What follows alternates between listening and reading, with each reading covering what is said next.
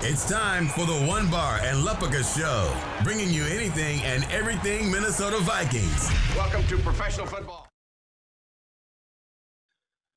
All right, welcome back to the One Bar and Lupica Show. I'm One Bar, and damn it, we finally got to see Dru Samia get a valid start. Yes, he started last year against the Bears week 17, but I don't really count that one. That game didn't really have a ton behind it. So he comes out week 2 filling in for Pat Elflein. We have been wondering, everybody's just been itching and scratching their parts to see what the hell Dru Samia has to offer. We finally got to see it. It was not great. All right, myself, and I know a lot of Vikings fans have just been like, let's just put him out there. Let's see what he's got. He's got to be better than Pat Elflein. There's no way he is worse than Pat Elflein. And with one start under his belt now for 2020, he was worse than Pat Elflein. He had the same amount of pressure as Pat Elflein gave up in week 1. He gave up a sack like Pat Elflein gave up in week 1.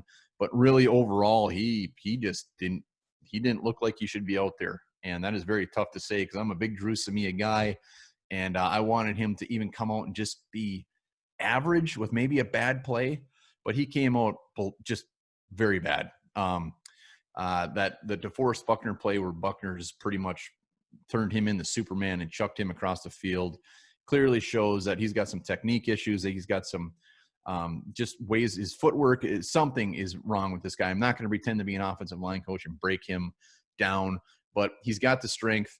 He's got the balls out type of play where he's not very nice. So if he's getting chucked around like that, clearly he's got some technique issues that the coaching staff needs to work on, and they've probably been working on it. So they have seen him probably this day in and day out. I'm sure they were not surprised with what they saw, and that is why Pat Elflein has been handed the spot. He is the best of the not so great. So when Pat Elflein comes back, I completely expect him to be handed his spot back unless Dru Samia all of a sudden just turns this ship around in two weeks as far as his play. And we don't even have to – we might not even see Samia again. It might be Brett Jones that gets that spot. It might be an Ole Udo. They might shake things up. Mike Zimmer yesterday in his press conference clearly said that he is going to make some changes. What those changes are, we don't know, but I bet it is going to start on that offensive line. Same with Dakota Dozier. Dakota Dozier had a very bad game as well. So I think both guard spots, even though our depth is very, very shaky at best, there could be some changes. But back to just the Dru Samia experiment, I'm not giving up on this guy whatsoever. He was a 4th-round pick. It's not like he was a 1st or 2nd-round pick. So he's a 4th-round pick. We knew there was going to be some work there. But long story short, we know that the Vikings coaching staff was putting Pat Elflein out there strictly because he's better than Samia, and there's no better options.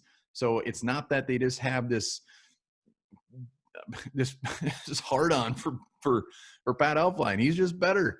And we're going to have to deal with very, very shady offensive line play, especially at the guards, especially at that right guard for the rest of the year until we pony up either an early draft pick or a crap ton of money like we did for Steve Hutchinson. We are going to have to just deal with the fact that our guards are not very good and hopefully overcompensate that with good tackles and a good center. We'll see because it's not working now, and Dru Samia appears to have a long way to go. Maybe next year he comes in as a 3rd-year guy, pushes for that spot, but you got to look back at training camp this year.